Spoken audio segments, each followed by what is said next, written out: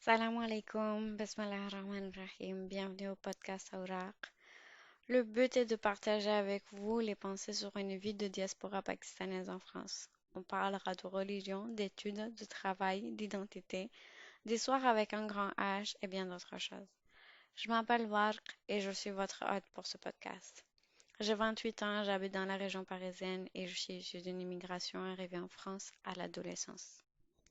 Dans ce podcast, nous allons explorer l'image du Pakistan à travers les clichés. On explorera le Pakistan à travers les clichés que les Français ont, les clichés que les immigrants pakistanais de deuxième génération ont sur le Pakistan et enfin les clichés que enfin l'image que les Pakistanais ont du Pakistan.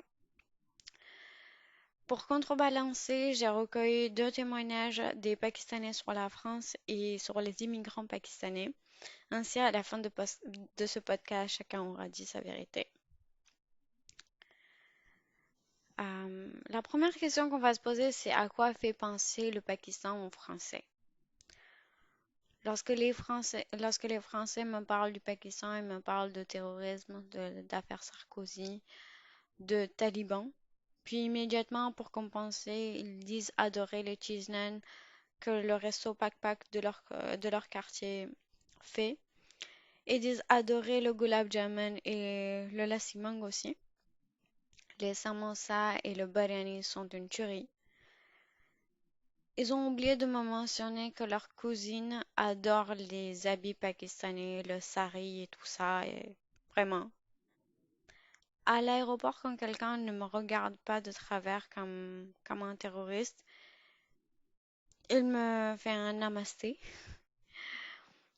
Souvent, quand je décline mon identité, j'ai droit à Ah, mais je croyais que tu étais une hindoue. L'hindouisme n'est pas une nationalité, c'est une religion. For God's sake. Et les Indiens et les Pakistanais ne sont pas pareils. Même si on mange pareil, on s'habille pareil, on n'est pas pareil. On vient pas du même pays. Vous passerez votre temps à me demander combien de fêtes de mariage il y a et au passage de vous faire inviter à mon mariage. Euh, Vous me montrerez certainement vos compétences à imiter les danses indiennes. Vous me demanderez de vous apprendre quelques mots en ourdou, sûrement. Et avec 80% de gens, on en restera là pour la vie.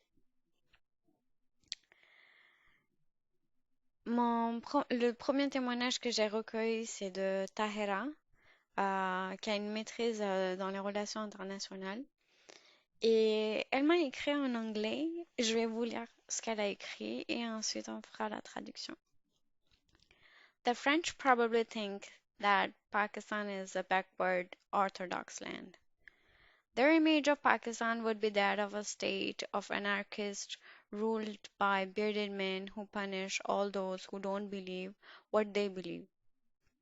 They also probably assume that Pakistan is a part of Middle East. Their image of Pakistan probably has many parallels with what media tells them about Pakistan, which is not a lot but enough for them to believe that it is not a livable country. Les Français probablement pensent que le Pakistan est un pays orthodoxe avec beaucoup de retard. Leur image de Pakistan serait celle d'une anarchie régulée par les barbus qui punissent tous ceux qui n'ont pas les mêmes croyances qu'eux. Ils pensent aussi sûrement que le Pakistan fait partie du Moyen-Orient. Leur image du Pakistan est ciselée parce que le média leur fait croire, et ce qui est très suffisant pour eux, pour ce qui n'est pas ce qui n'est pas tout, mais suffisant pour eux, pour croire que le Pakistan n'est pas un pays où on peut vivre. Dans tout cela, je pense, elle explore ces clichés.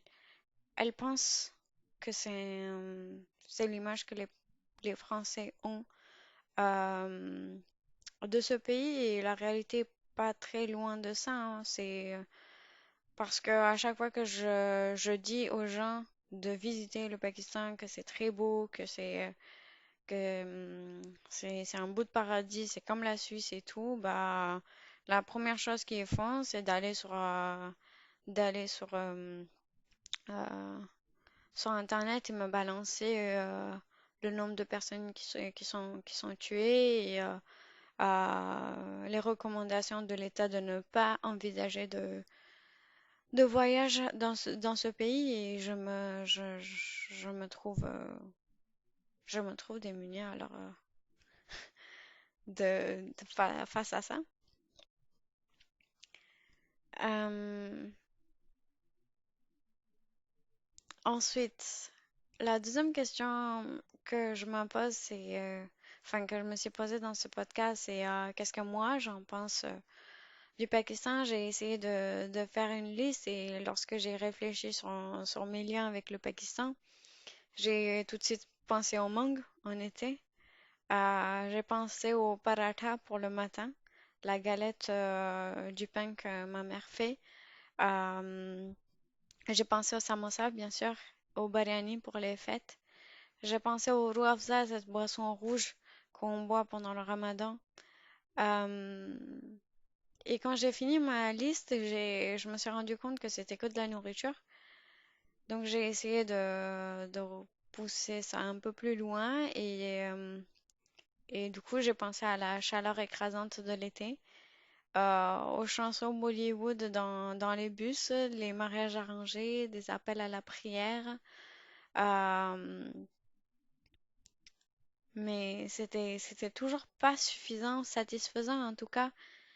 Et dans un ultime effort, un flot de souvenirs me sont revenus, comme les images de nos nuits à la belle étoile sur les toits terrasses de nos maisons pendant l'été. Les courses-poursuites avec mes profs à l'école, les baffes que j'ai pu prendre, le lavage de la maison avec à grand eau, le rituel de mettre l'huile dans les cheveux, les histoires de migration que ma grand-mère nous racontait, les bonbons, les courses de bonbons qu'on faisait avec mon grand-père, les balades sur sa moto à 4 ou 5 et le stand de burger au bout de la rue qui était trop bon et les réunions qu'on avait pour réciter le Coran, les dits dépensés dans les fêtes foraines pour l'Aïd. Euh, et je vais m'arrêter là. Je me rappelle de la maison de mes grands-parents dans leur village au Punjab. On y allait en train qu'on prenait à 16 heures de Karachi et on arrivait le lendemain à 11 heures à Lahore. Ce long trajet où on avait le temps de s'ennuyer, on faisait connaissance avec les gens qui voyageaient avec nous. C'était pas du tout un tabou de parler avec les autres. Euh, Aujourd'hui, pour les Pakistanais de France, s'ils ont plus de lien avec la famille au Pakistan, le lien affectif commence un peu à ternir. C'est aussi pour maintenir ce lien, je pense qu'il y a beaucoup de familles qui vont chercher à épouser, à ramener un époux, une épouse du pays. Euh, mais certains Franco-Pakistanais vont avoir d'excellents souvenirs de vacances passées avec la grande famille parce qu'ils y retournent, si ce n'est pas chaque année, tous les 2 ans. Mais ils ont une impression que les autres les voient comme un portefeuille sur pattes. Une personne chanceuse qui a la vie facile, qui tombe facilement malade, qui ne tolère pas l'eau de robinet, une personne fragile qu'il faut accompagner et au passage en profiter. Cela génère aussi une sorte de frustration pour les personnes habituées à être maîtres de leur vie et de se trouver dans une position où leur caractère est un peu mis en parenthèse et ils se permettent pas trop de faire des écarts par respect de leurs parents. Euh, et du coup, pendant un temps, ils sont plus vraiment eux-mêmes et ce qui peut amener leurs cousins à se moquer d'eux et de les prendre un peu pour les imbéciles et les ridiculiser. Donc les Pakistanais, les Franco-Pakistanais, ils vont vraiment donner une image d'enfants obéissants et, euh, euh, et du coup, ça a l'air beau d'être moqué par leurs cousins et tout, en disant que c'est des gens vraiment bêtes, quoi. Au final, les Pakistanais de France auront un peu une relation conflictuelle, car après le prix de traumatisme qu'ils ont payé, ils se retrouvent un peu coupables de mériter le meilleur de deux mondes et ils sont jamais vraiment satisfaits, même ils ont beaucoup, beaucoup de choses. Euh, Arzam, qui est un étudiant en comptabilité, m'a envoyé son témoignage en anglais aussi sur les Pakistanais d'outre-mer que je vais vous lire en anglais et ensuite on passera à la traduction. Overseas Pakistanis have a great importance in the eyes of Pakistanis. Yet it wouldn't be wrong to say Pakistanis consider them as a money tree. No doubt, on the contrary, that they are anxious and concerned about the safety and security of their brothers or sisters living abroad, especially the countries where following religion is kind of difficult. Pakistani government too has a great concern for overseas Pakistanis as they play a great part in country GDP growth. Pakistani families usually usually spend a hard time to settle down any of their family member abroad. Yet it is also not wrong to say that their hearts beat together in hard times. Pakistanis also consider overseas Pakistanis as an ambassador of Pakistan. They say that overseas Pakistanis are our representatives in, um, in foreign lands. Les Pakistanais d'outre-mer ont une grande importance au regard des Pakistanais locaux. Même s'il ne serait pas faux d'affirmer qu'ils les considèrent comme des arbassous, mais il n'y a pas de doute sur le fait qu'ils s'inquiètent sur la sûreté et sécurité des pays où leurs frères et sœurs habitent, plus particulièrement les pays où la pratique de l'islam est difficile. Le gouvernement pakistanais est lui aussi assez préoccupé par les problématiques des Pakistanais d'outre-mer vu qu'ils ont un rôle important dans l'accroissement du PIB. Les familles pakistanaises se donnent vraiment du mal à installer une personne de leur famille à l'étranger. Il ne serait pas incorrect de dire que leurs cœurs battent ensemble en temps dur. Les Pakistanais considèrent aussi que les Pakistanais d'outre-mer sont des ambassadeurs du Pakistan. Ils disent qu'ils sont des représentants du Pakistan.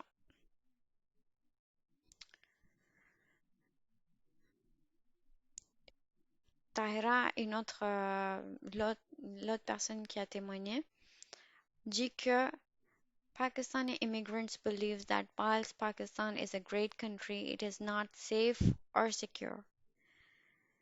It is the place that they inevitably belong to, but they are far too different now than what they used to be, so they cannot come back home to Pakistan and then adjust. They may claim to love Pakistan, but they only love it from afar. Les immigrants pakistanais, même s'ils croient que c'est un pays grandiose, il n'est pas sûr. C'est un endroit avec lequel ils ont des liens incontestables, mais ils ont trop changé de, de ce qu'ils étaient pour revenir au Pakistan et s'y accommoder de nouveau. Ils peuvent proclamer qu'ils aiment le Pakistan, mais ils le font que de loin. Et ce témoignage, ça me fait vraiment, je pense que c'est assez honnête, c'est bien dit d'arriver à dire que les Pakistanais d'outre-mer, euh, ils aiment leur pays d'origine. Mais est-ce que aujourd'hui ils seront capables d'envisager de revenir au Pakistan et de faire face, par exemple, à l'interruption des électricités qui sont programmées, qui sont presque quotidiennes, à la chaleur, aux conditions, au manque d'hygiène ou euh, je sais pas, leur façon de vivre a tellement changé qu'aujourd'hui, s'ils devaient repartir, ils auraient beaucoup de difficultés. Il y a des familles que je connais qui sont reparties, mais qui sont revenues parce que ils y sont pas arrivés. Et, c'est la relation conflictuelle que je vous mentionnais plus haut. C'est vrai, on veut le meilleur des deux mondes. On veut partir en vacances. On peut passer un moment de légèreté, loin de nos soucis et proclamer qu'on est pakistanais et tout ça. Mais on a honte, on a hâte de rentrer en France et quand on est en France, euh, on peut raconter ces récits de nos appartenances. Et on est pakistanais en France et on est français au Pakistan. C'est avec ce dilemme, cette identité hybride qu'on vit. Ensuite, j'ai voulu me poser la question de ce que les Pakistanais pensent du Pakistan, donc de leur propre pays. Parce que les clichés que j'ai pu explorer, est-ce que moi je pense du Pakistan, est-ce que les Français pensent du Pakistan? Le Pakistan, bien sûr, c'est beaucoup plus que ça. Les gens sont beaucoup plus que ça. Le média dans ces films a besoin de stéréotypes pour raconter des histoires, mais les personnes réelles sont bien plus que des stéréotypes. Une éducation dans les deux sens doit se faire pour se faire dans une bonne atmosphère, pour créer une bonne atmosphère. Et Arzam, donc Arzam, il m'a fait une première témoignage. Pakistani nation literally loves their homeland and are really patriotic, like they really love to die for their homeland. They they think Pakistan is a blessing of Allah for them, and to be honest, it is. But many of them think that they aren't using our resources efficiently.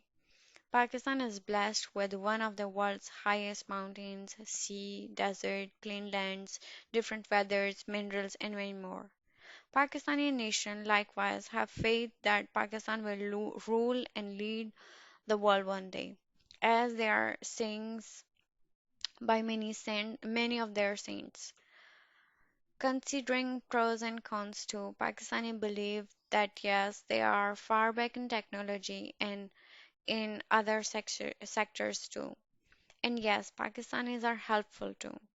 They are at the top in the nations who donate a lot.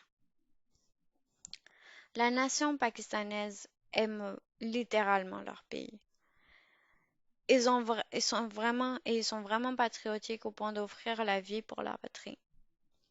Pour eux, le Pakistan est un bienfait d'Allah et pour être honnête, ça l'est.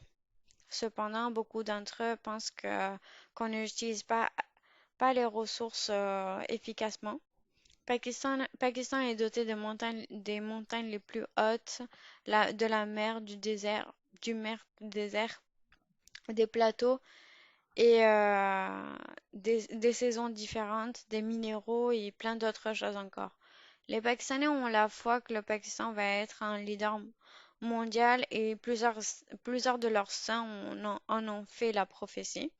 Concernant les avantages et les inconvénients, les Pakistanais sont conscients qu'ils sont assez sur la te- en retard sur la technologie et dans d'autres secteurs, mais les Pakistanais sont aussi très serviables et sont au top des nations qui font des dons.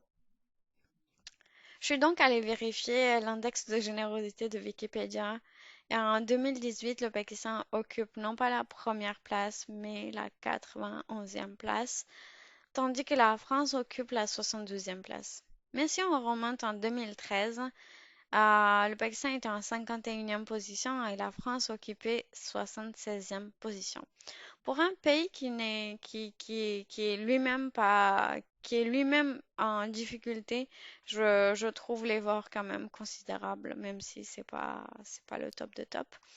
Dans son témoignage, ce qui revient, enfin, ce qui ressort, c'est qu'il est conscient que le Pakistan ne, n'utilise pas les ressources naturelles efficacement et que les Pakistanais ont conscience de ce retard.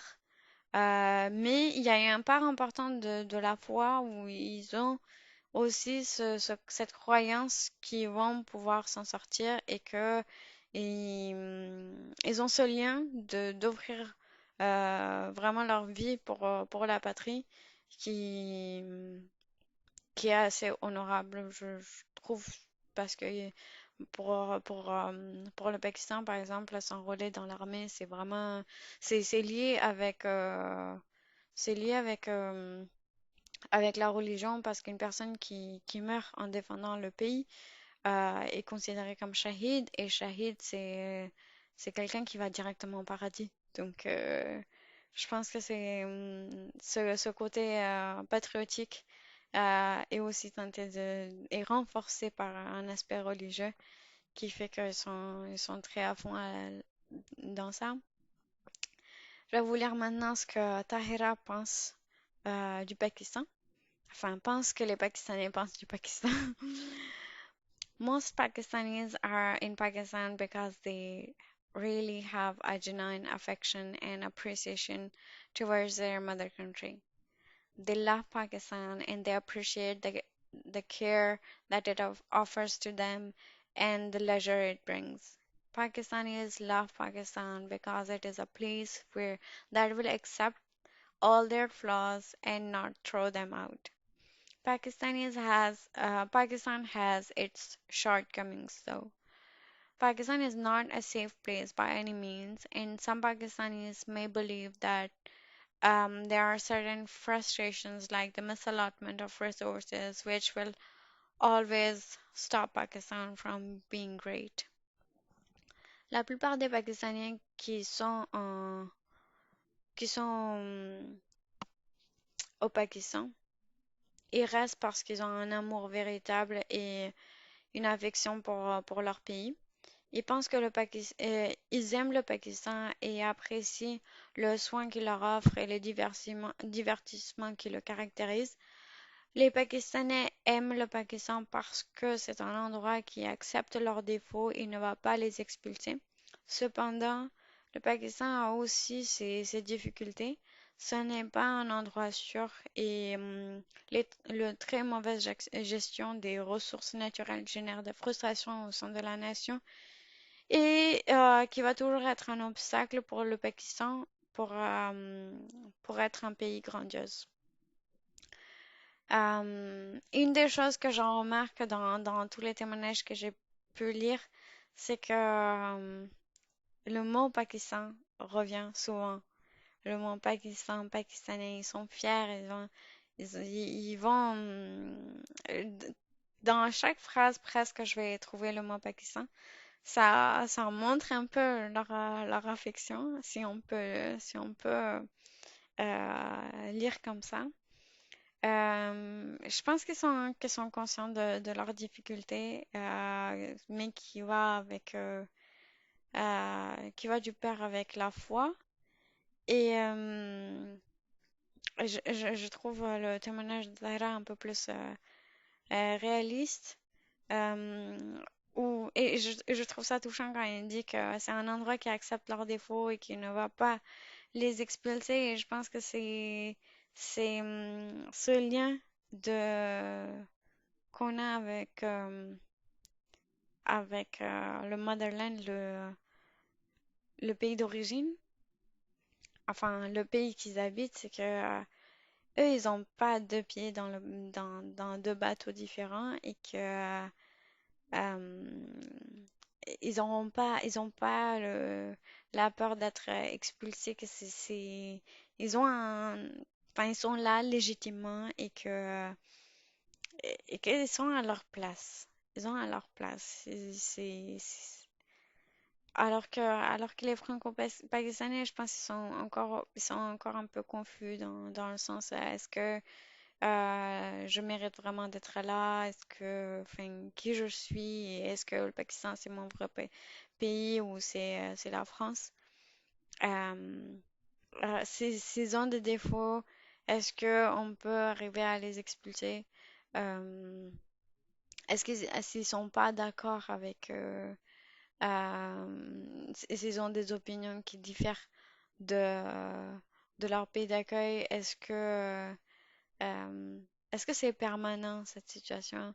Alors que les Pakistanais au Pakistan, je pense qu'ils ont cette permanence et ce- ils n'ont pas cette peur de ne pas être à un autre endroit où ils sont indésirables. Euh, ouais, je pense que c'est ça. Pour conclure cette confusion, nous avons donc nous avons tous développé des clichés parce que consommer ce qu'on nous offre tout fait, comme des films, des reportages, des séries, des récits de voyage, euh, c'est vraiment plus facile que d'aller chercher par soi-même, mais ça peut être biaisé par l'opinion du média. Et lorsqu'on voyage avec des groupes et si on ne sort pas des sentiers battus, on maintient ces clichés.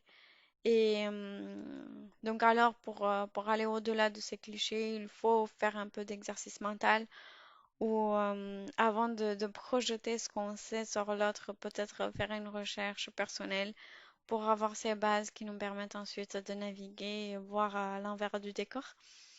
Je suis peut-être un peu prédisposée à avoir cet envers de décor parce que moi-même j'ai traversé des frontières, mais je me dois de faire cet exercice tout autant pour connaître d'autres histoires que je ne connais pas. Et j'espère, Inch'Allah, que nous pourrons prochainement aller explorer le Pakistan au-delà de ces clichés et ouvrir le dialogue. Merci d'avoir écouté ce podcast et j'espère, Inch'Allah, que nous retrouverons très vite autour de d'autres sujets intéressants. Portez-vous bien. Salam alaikum.